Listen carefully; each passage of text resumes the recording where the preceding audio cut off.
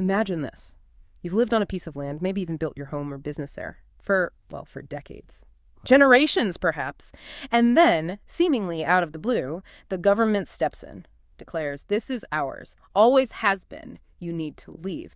What legal grounds could possibly support such a powerful, such a sweeping move? That's precisely what we're plunging into today. Our deep dive focuses on the recent, pretty ambitious efforts by the Somali federal government. They're trying to reclaim public land, land that's been under unauthorized occupation since, the central government's collapse way back in 1991.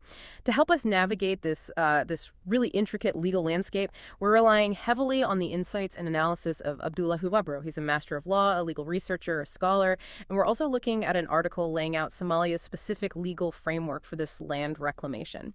So our mission today, for you listening, is to really unpack the complex legal ideas driving this massive national effort. We want to understand the government's, surprisingly absolute authority and grasp the profound implications for everyone involved and for Somalia's future. Absolutely. And what's really at stake here, it isn't just about land in Somalia, This whole initiative, it really resonates with these fundamental questions of state sovereignty, property rights, the rule of law. These are crucial for any nation's stability and development, especially, after periods of profound instability. It's almost like a blueprint for rebuilding. Okay, let's unpack this then. We're talking about land that's been occupied for, over 3 decades? Since 1991, and it's not just a few empty lots we're discussing.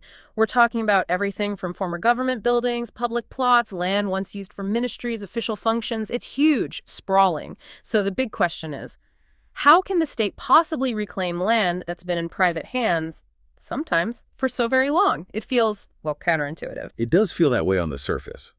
But at its core, the foundational legal principle under Somali law is actually remarkably clear.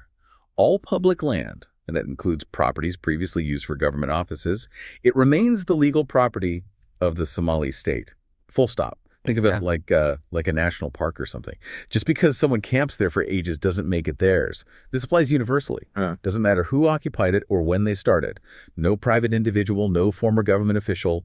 Nobody acquires legal ownership of public land without a formal, lawful allocation. And that has to come from the proper government authority.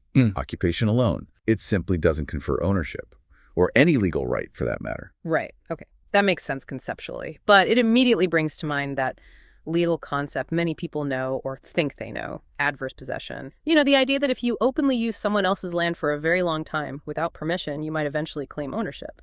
Is that even a factor here? Does that complicate things for the government? That's an excellent question. And it's exactly where Abdullah Hiabaro provides a really crucial distinction. Somali civil law does recognize claims based on long-term, uncontested occupation, what we might loosely call adverse possession. But, and this is the absolute key part, only under very specific conditions. And critically, it applies exclusively to privately owned land, not public.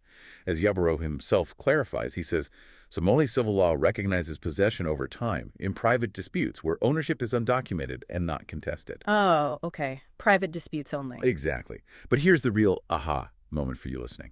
This concept does not and cannot apply to public land, period.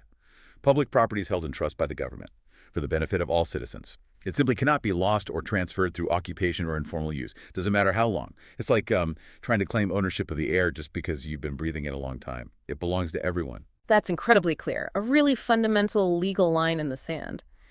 So Yabaro's stance is firm then. No matter how many years a person has occupied government land, that time does not create ownership. He says the law is categorical: public land remains state property unless lawfully transferred. That legal distinction is so sharp.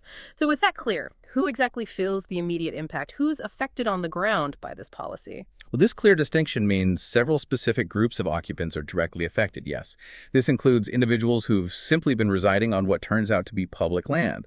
Also, people who have actually constructed or developed, substantial structures on government land.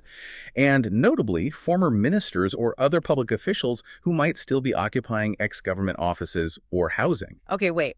Why are former officials specifically singled out? That sounds, pointed. It might sound that way, but it's about the principle.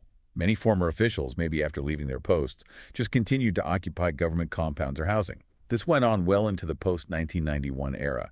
Under the current legal framework, these situations are now treated simply as unlawful occupations, just like any other private encroachment on public land. So the